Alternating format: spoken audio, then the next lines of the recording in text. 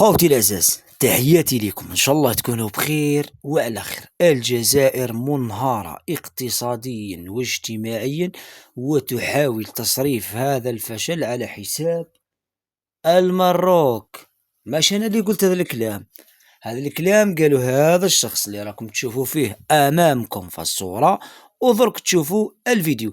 هذا الشخص سميه كيما تحب، عالم، بروفيسور، دكتور، خبير اقتصادي، سميه كيما تحب، لانه كي تشوف المكان اللي صور فيه الفيديو وطريقة شرح الفيديو، ثم اعطيني رايك في التعليق. اسمعوا العياشي وش يقول. الجزائر تنهار اقتصاديا واجتماعيا. كيف ذلك؟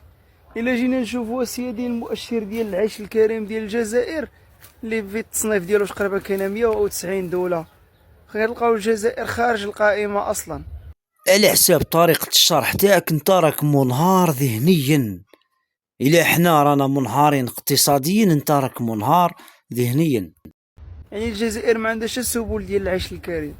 المعيشة عندهم الصالير ديال المتوسط ديال واحد كيتخلص في السميك في المغرب الدوبل ديالهم بالقيمة المادية.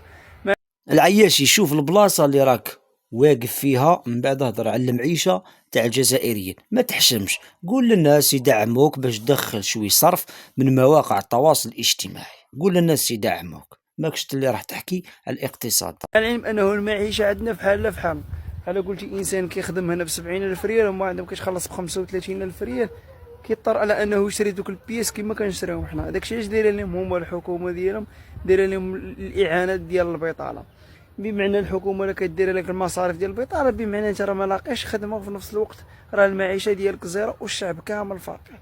ثالث حاجه تيقولوا لك البكالوريا ديال المغرب غير معترف بها. يا اخي المعاهد الفرنسيه 70 حتى 80% منهم كيدخلوا لهم مغاربه، في حين انه كتلقى شي جزائري واحد ولا جوج نقطه على الهامش فقط لا غير.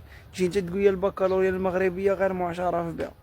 حاجه اخرى هي انه كيقيسوا مؤشر التنميه البشريه على اساس السكان. شريف راه 80% من الثروات ديالكم فيه 20% من السكان. يعني مؤشر التنميه البشريه الا كان عندكم طالع، واش كيعني انه الشعب كامل داير لاباس؟ لا، راه غير 20% داير لاباس ومغطي على داك الفقر المدقع اللي عندكم في الاحصائيات. لان مؤشر التنميه البشريه هو مؤشر نظري وليس كيلمس الواقع بالدرجه الاولى او ملموس.